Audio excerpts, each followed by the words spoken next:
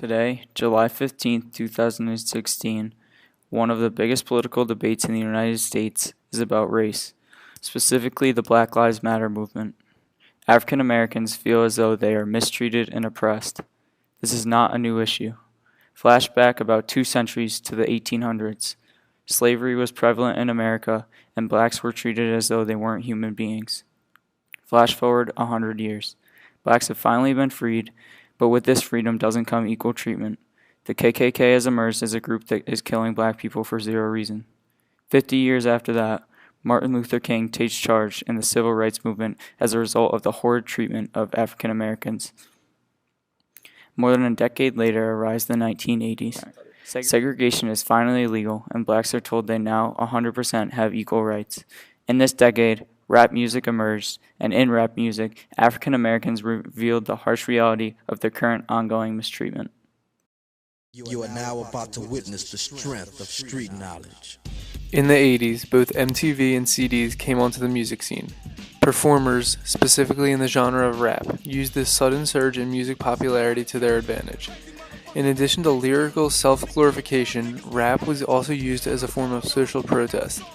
Lyrical content from the era often drew attention to a variety of social issues, including Afrocentric living, drug use, crime, and violence, religion, culture, the state of the American economy, and the modern man's struggle.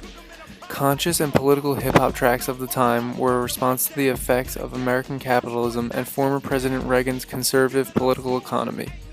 According to Rose Tricia, in rap, relationships between black cultural practice, social and economic conditions, technology, sexual and racial politics, and the institution policing of the popular terrain are complex and in constant motion. Along with focusing on black nationalism, rap artists often talked about urban poverty. This brought many listeners to the genre who were struggling with poverty and were coping with the scourges of alcohol, drugs, and gangs in their communities.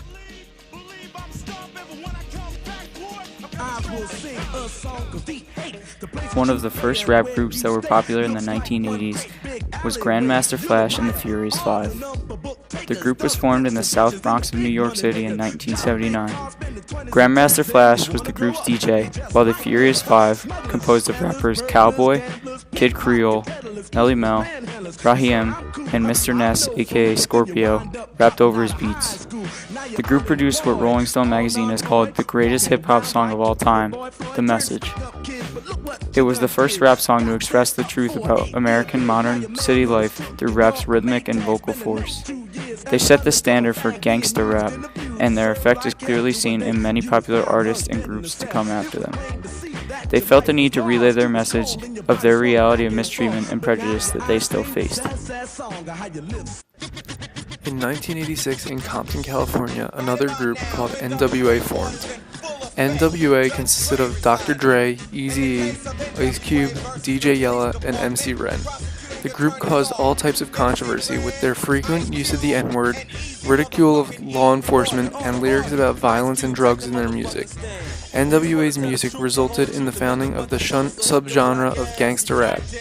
They brought light to the hard lives and prejudice they encountered daily. One of the group's most popular songs, titled F the Police, is a protest song which features each member of the group stating their cases in order to prove how the police department was focused on young black minorities. The song showed that law enforcement stereotyped African Americans to all be drug dealers and or criminals.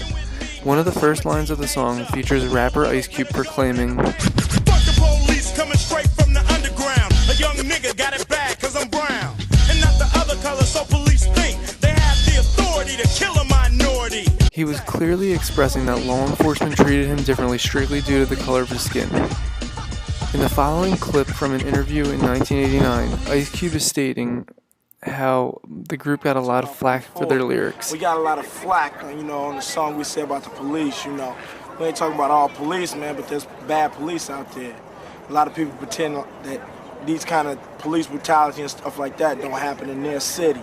What they saying? They saying that we're infesting their kids to believe that cops are bad.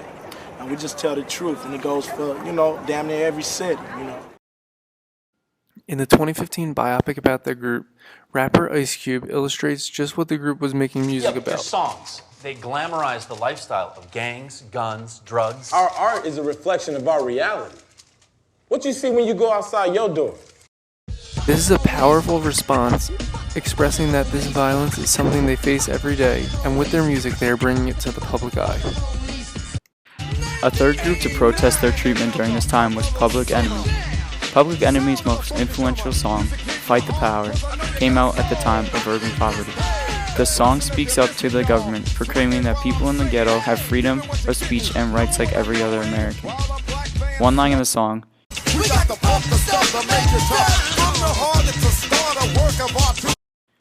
grabbed listeners' attentions and gave them motivation to speak out for themselves.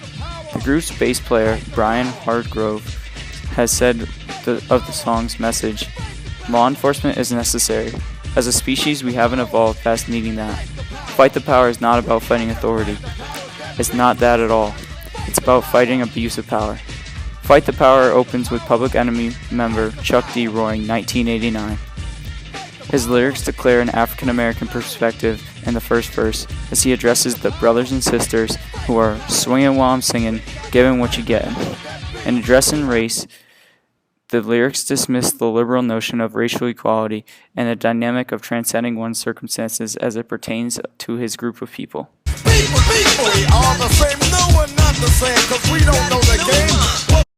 Chuck D goes on to call from the power structure to give us what we want, gotta give us what we need, and intelligent activism and organization from its African American community. What we need is awareness. We can't get careless. Let's get down to business, mental self-defense with fitness. In the line, Chuck D references his audience as "my beloved," an allusion to Martin Luther King Jr.'s vision of the beloved community.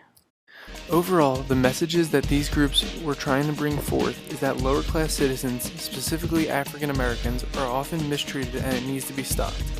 It is evident, however, that this change is yet to occur, and rap music today still puts forth a similar message about the harsh treatment that has changed very little.